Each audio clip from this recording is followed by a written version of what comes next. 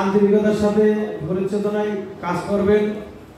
কোনোভাবে 2 নম্বরে অথবা অসৎ উদ্দেশ্যে পত্রিকাতে কাজ করতে পারবেন না। কারণ আমরা জানুয়ারি মাসে 25 সালে আমরা আপডেট করব ইনশাআল্লাহ। আপনারা মানে সঠিক যারা আমাদের সাংবাদিকতা বা কলম বা আপনারা লিখতে পারবেন এইগুলোই থাকবে, যাদের এক কথায় মানে পারফরমেন্স আছে তাদেরকে আমরা রাখবো। আমরা অনেকে জেলা প্রতিনিধি গুরুচিফের মাধ্যমে তাদের রিকোয়েস্টে আমরা নিয়োগ দিয়ে থাকি ছবি ড্রপ করে।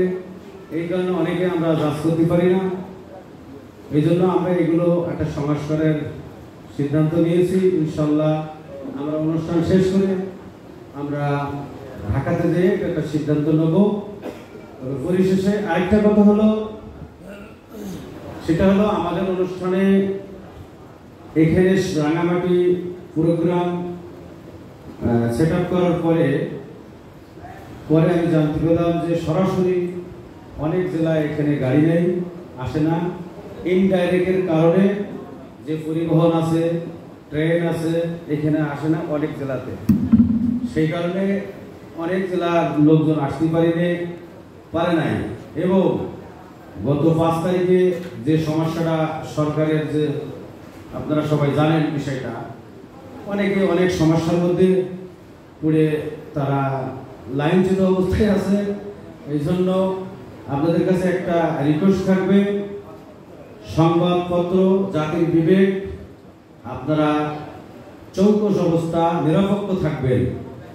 আর সাংবাদিকতা সম্মানিত ব্যক্তি হোক আর একজন নাগরিক হোক, কখনো আপনার নিউজের কারণে তার ভাবমূর্তি নষ্ট হবে, এই ধরনের নিউজ থেকে সাবধান। কারণ সম্মান কেরিয়ার গড়তে অনেক বছর লাগে, এই সম্মান আপনারা কখনোই নষ্ট করবেন না। নিরপেক্ষ থাকবেন, সততার সাথে মাঠ পর্যায়ে সত্যের সাথে সংগ্রহ করবেন। সংবাদপত্র নিরপেক্ষতার সাথে আপনারা সংগ্রহ করবেন।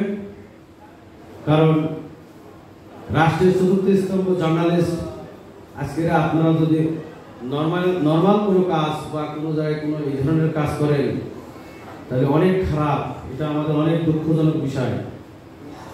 এই জন্য আমি এখন আপনাদের পরে এই বিষয়টা, সব বিষয়তে আপনাদের সাথে খোলামেলা একটু আলাপ করব। আমি বেশি বক্তব্য রাখবো না। আজকের এই অনুষ্ঠান, এত সুন্দর অনুষ্ঠানের উপহার বা আয়োজন করার জন্য আমি রাঙামাটি জেলা প্রতিনিধি জামিল মোস্তফা, সাথে কল্যাণ স্টাফ রিপোর্টার, এই অনুষ্ঠানে অনেক পরিশ্রম করে এত সুন্দর অনুষ্ঠানের উপহার দেওয়াতে আমার ভরচেতনা পরিবারের পক্ষ থেকে শুভেচ্ছা ও অভিনন্দন। সেই সাথে জেলা উপজেলা থেকে জেলা প্রশাসক সহ সকলকে আমার পক্ষ থেকে, ভরচেতনা পরিবারের পক্ষ থেকে শুভেচ্ছা অভিনন্দন জানাচ্ছি। আজকের মতো প্রথম পর্ব অনুষ্ঠান সমাপ্তি ঘোষণা করতেছি। তৃতীয় পর্ব এখনো আছে। সবাইকে আসসালামু আলাইকুম, খোদা হাফেজ।